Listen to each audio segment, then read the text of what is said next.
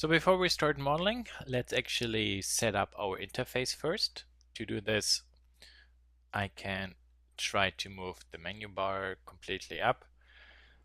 I would like to minimize my timeline, so I click on those small 45-degree angled corner lines, click, hold my left mouse button, and then move my mouse down so I see that arrow facing downwards.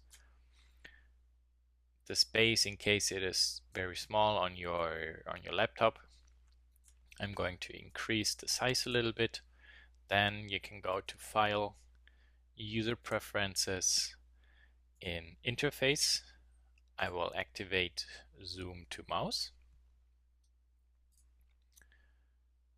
And then in Input, I will turn on Continuous Grab, select with left. In case you are on a laptop, you can turn on Emulate Numpad. What that basically means is the numbers above your letters are your layers, and then the numbers on your keypad, they are your different views.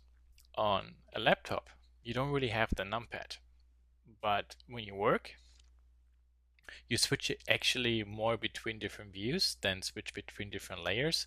So it is advisable on a laptop to turn the numbers you have from being the layer numbers to the view numbers. So that, for example, 1 or 3 is not layer 1 and 3, but front and side view. So if you're on a laptop, I would advise to turn this one on. Orbit style we can leave on turntable. That is all correct. And then if you would like to, you could turn compress file. Every time when you save Blender, it will actually compress it. You can turn on show thumbnails. That means when you open a file or you browse your directories and there are, for example, images inside, you don't see just an icon for the image and a name, but you will see a thumbnail of that image content.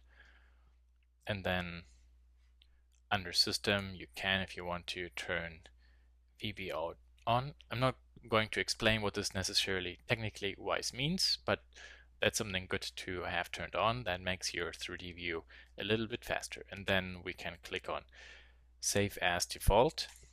That basically means that everything we have set up right now is saved. So every time when we start Blender, that preference is being loaded as well.